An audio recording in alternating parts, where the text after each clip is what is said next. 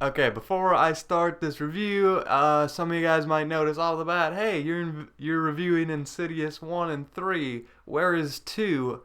The thing with that is, Netflix sometimes takes movies off of Netflix, and that can like really fuck up your plans when you're about to do a movie marathon, and then you told everyone that the movie you're trying to watch is on Netflix, and so yeah, that that Insidious Chapter 2 review, um, is probably down the line. I'm sorry. It's over when I say it's over. Fuckers hate us because they ain't us. In this life, you can lose everything that you love, everything that loves you. Fuck you, Thunder!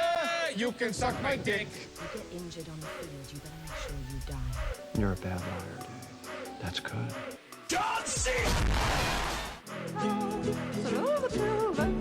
Tiptoe through the window, by the window, that's where I'll be. So this movie right here called Insidious, it didn't need a sequel. So this was a great movie, but I went for years oblivious to the fact that this series would become just that, a series. And I was fine. But then a sequel was announced, and like with Paranormal Activity, which I'll be comparing this series a lot to, I was interested, but I was also very worried. But then Insidious Chapter 2 came out, and it was good, and a third movie was announced. And again, like with Paranormal Activity, although I liked the first 3 movies, each step seems a slow step downward for the series, and it's starting to feel bloated. The movie serves us a new generic family, and this one is led by this generic teenager, and this movie serves as her story as well as an origin story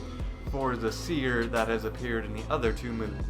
This is ultimately just her origin story. Now, I have no problems with this movie on paper. I mean, if I had to spit out another movie for this franchise, I probably couldn't think of a much better idea than this either. That being said, I didn't really think it would go anywhere, and it didn't really. I think the biggest problem for this movie is who they choose for the new protagonist. Because like with Paranormal Activity, the series goes from the main protagonist being 2 adults who are both in a relationship, a family, to the more probably real target demographic for the franchise, the main character being a naive teenager.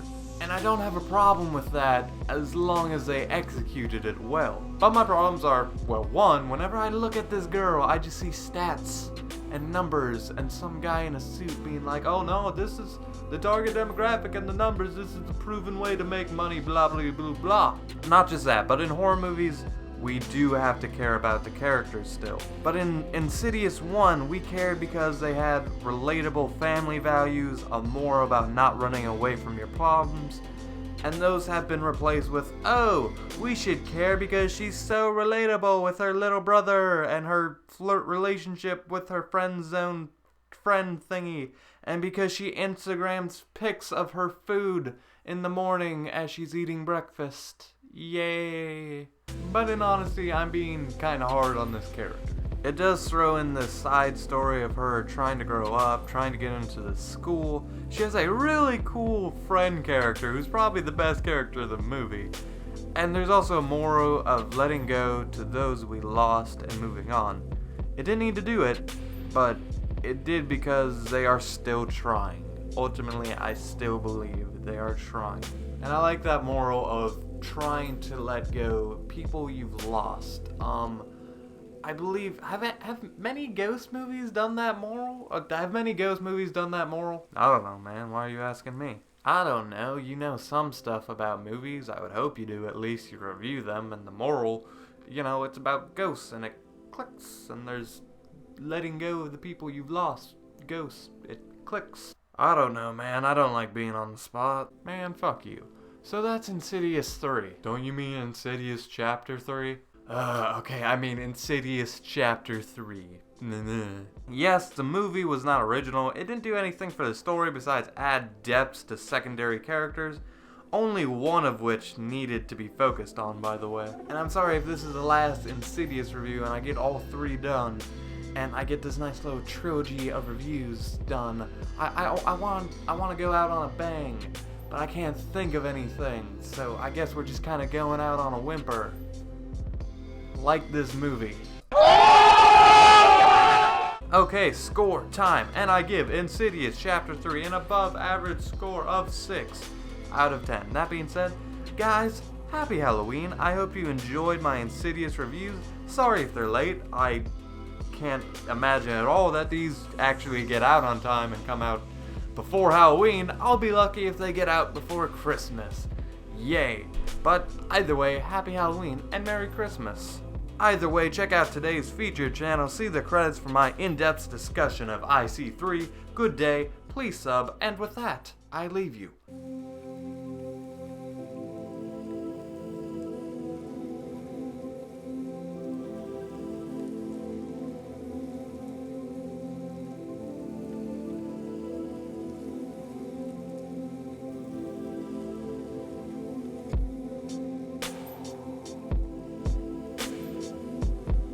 Okay, Insidious 3, spoiler talk, late nights, marathons, watch my Insidious 1 spoiler talk, and hopefully Insidious 2, and then hopefully you are led here and you have some idea of what's going on.